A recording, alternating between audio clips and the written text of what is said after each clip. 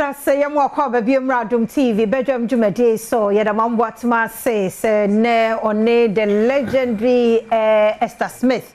And so Eddie and Commodore so who here pa we Ghana ni tour etua enti Ghana Revenue Authority in 24 say July and August mono tax education tour etua ehonsem tiene akwanya na ba se Alhaji Yakubu Anderson na oye Chief Revenue Officer ewa ha oba be boye na yedi sa enkomo no Alhaji no pay mo akwaba na bia boko de yeda se pa ma yehu sa tax education month July and August adentina mode no si ho se mo bode wurafa eto eho. Okay, medasi na akwanya wa mama. Let me say tax education need afibia ye. Na most of the time on puna in April because we share a tax law na say 4 months after the basis period and on a deadline for filing of return. Okay. The difference for individuals there what do calendar year from January to December. But for companies and accounting year it say be our accounting period and the June you have 4 months after that to file your return. And so because most of the companies and individuals na end December no. Yeah, can't you? End in December no. Until na April na deadline I say file return.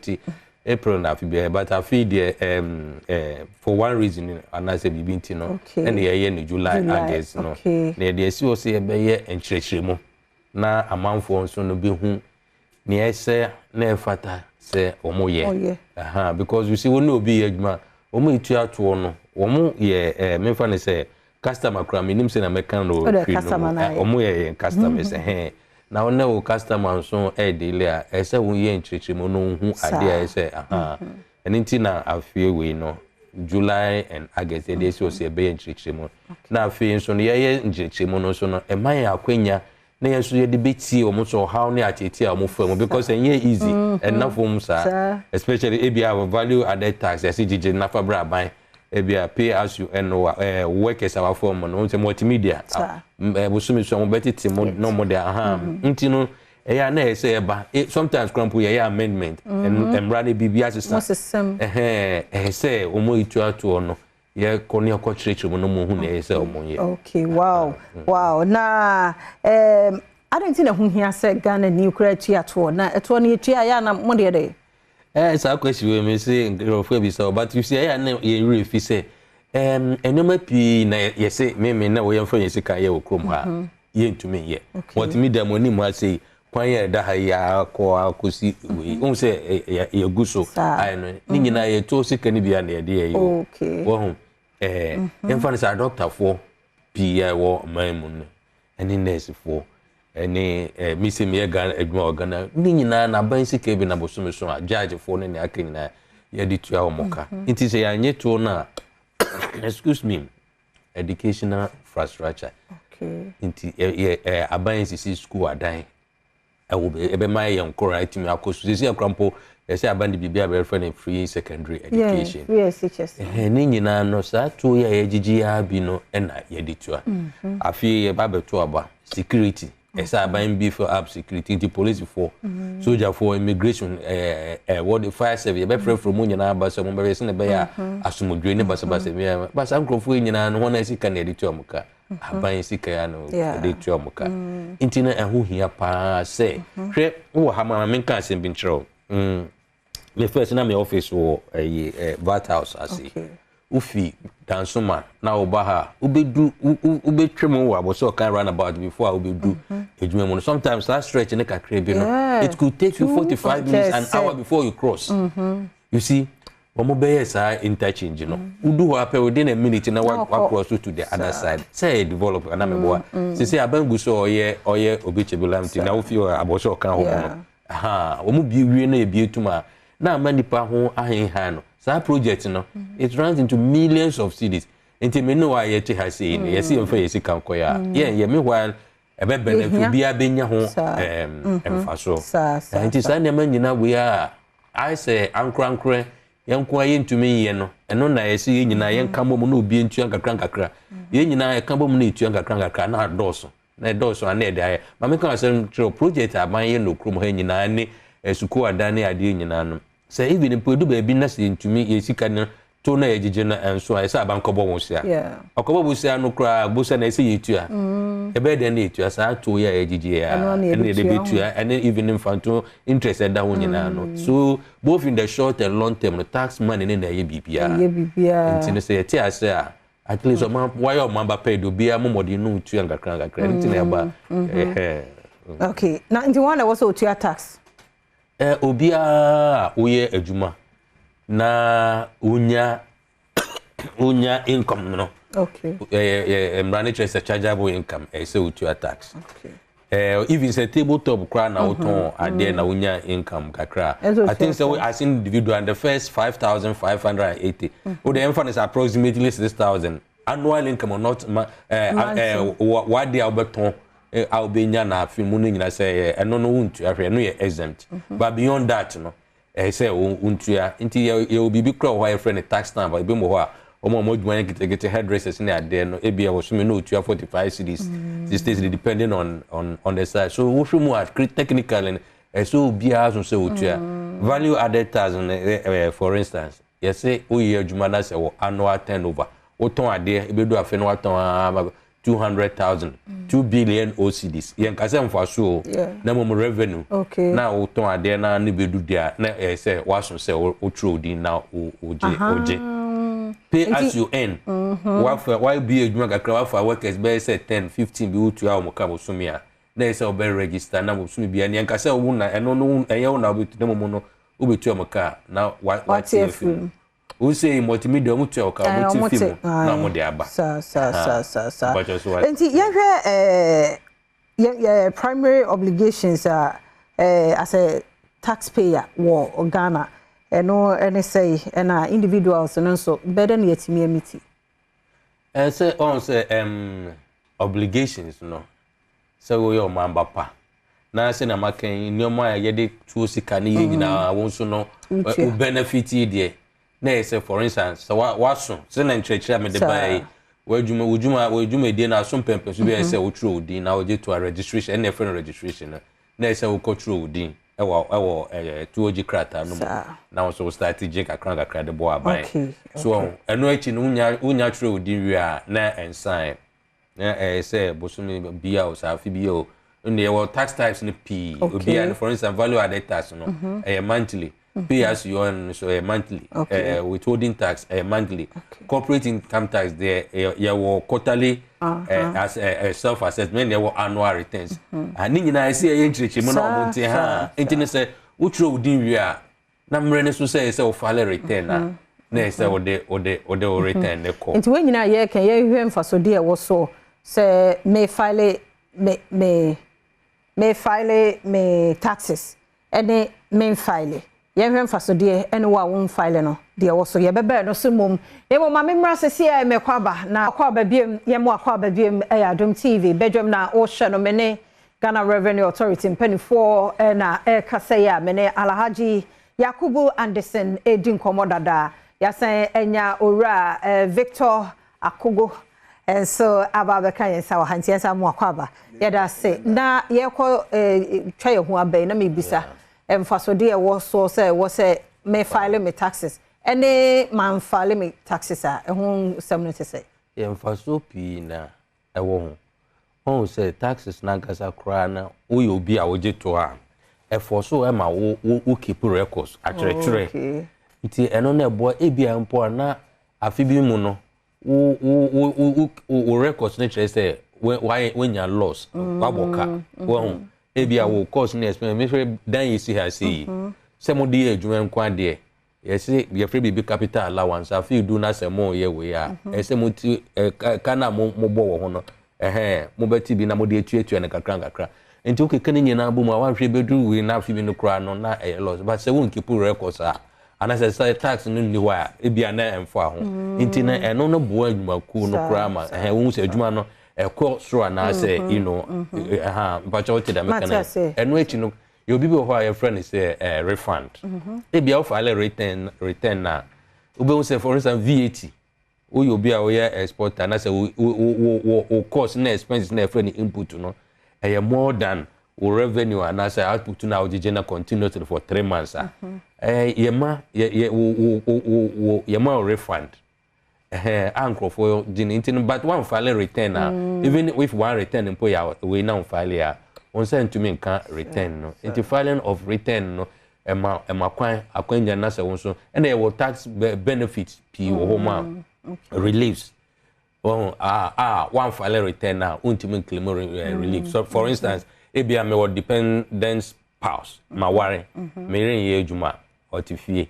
enti me na me hwe no me taking responsibility and as if me need recrampo na me wo ema at least ema mi no a omo no omo depend omo so ye adwuma under before below 18 say wokutua what do you call it relief we benya 1200 ebetf ma untua onto but if you don't file the return say we will be able to do 60 years and more 1500 you bet if you won't come on no untua so tax ebi a won kora omuko school below 18 na omo school more but I be at 600 cities for akorabia up to maximum of 3 into won kora me miensa omuko school all these benefits in wo home but just say we will be our file return and send away me mama call Mr. Victor Akogoho. Now, also fire famo me right as a taxpayer no said the mene Ghana Revenue Authority ebe din sa so. Yo, me da say akonya wo dia mame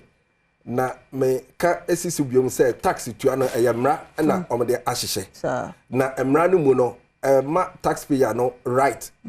Ne asede say ye de India say ye de ma no. Eni bi ne say one assessment a tax a say otua no. Say onunkwa na esese otua ensese otua mane ebroso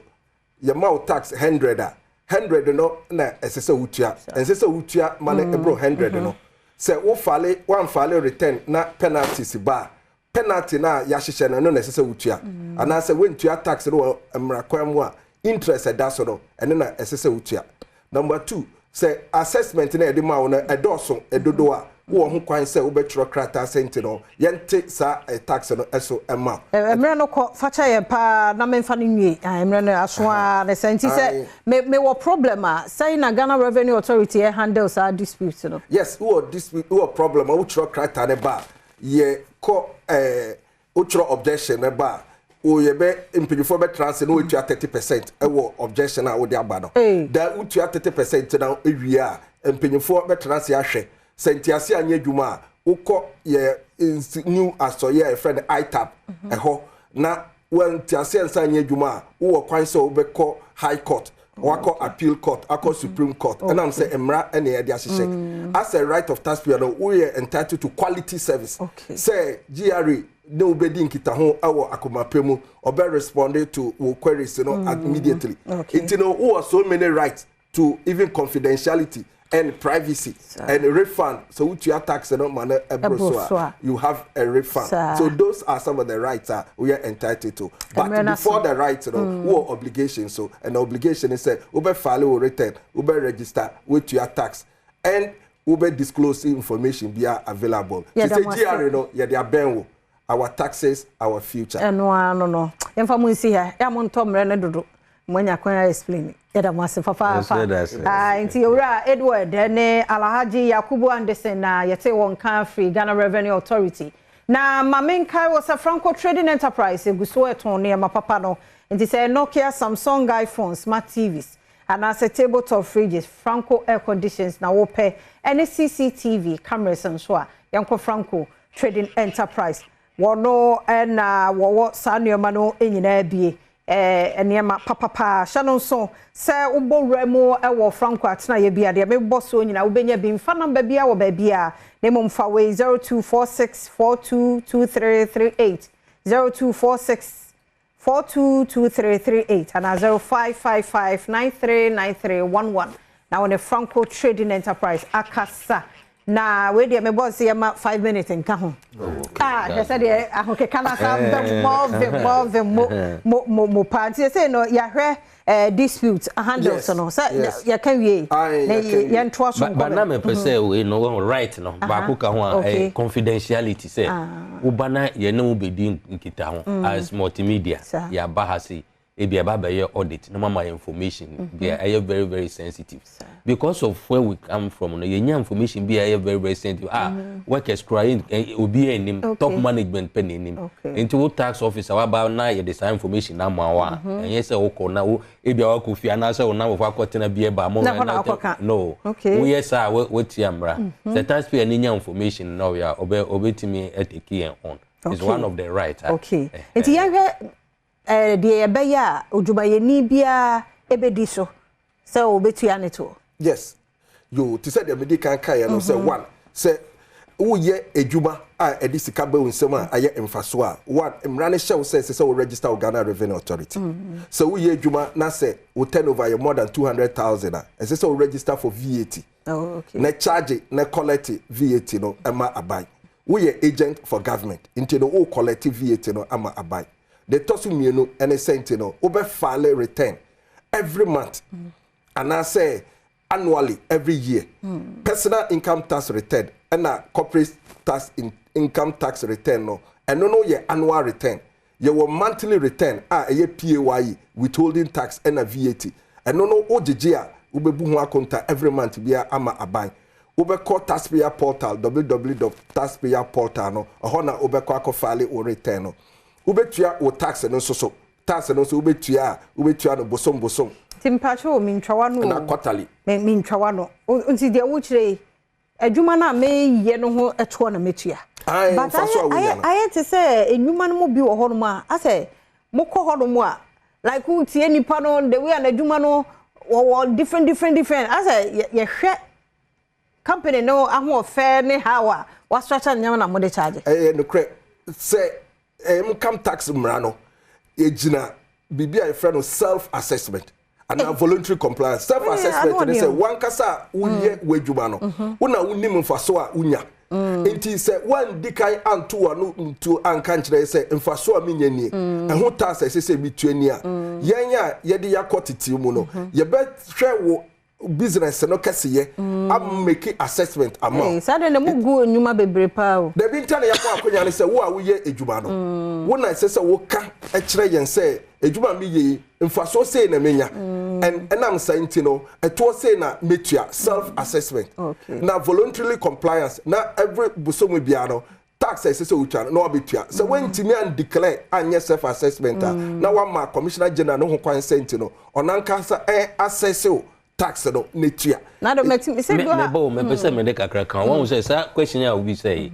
ehun hia pa obekọ ba bi so kan 3 or 4 stores NS na so e bia moton the same normal no ba ko mienu a register mo charge VAT na eto so na register you see omo ba na mo be complain say e bi mo me ma register bi mo o ka say my information o say me na me ko kana mo ye me ma you see so the same people no ye be stress o mo be bo even impo say won ye business person but we your man papa you beat me by your as a whistle blower and informant this informant with information brain na say you do one among na say AB assessment bibi ba mu krampo a wo percentage I said you know into no appeal a medical public no so say sometimes even there were ahoho Chinese ne Lebanese na da mo ye adwuma wo register I say wo bejeje to krampo which is on if you unim information say I say with the brand na so no you do one be tax yinimumu since target no wo nipa kakra ma pressure e da adwuma ru an mo so pa en ye adwuma fo en so affect ye obosume so na mo ba ye ni monko ohunti mo mie bi mu na obi o so otua bi ontua na pressure ne nkoda adwuma kakra no aso nti say adwuma no bebre o ma close down ebre na so ye na mo hwe no maye because anotin tie da mo asepa mrese mo nto be 1 or 2 hours mu jazo mo educate ne frɛ ne ye be catch management na wa catch commissioner general sa o hwe so anti TNT commissioner Padaroma mu ne hu dwuma mfama ye da mo se na mu ye ne se mu kɔ adwuma enum ne de se malaria de no ho abaji mu a eduru a wo hia ye koa MT mixture unum bi atidi duro tatahwe pa fi se nimtri a ye nyina ye nim tete no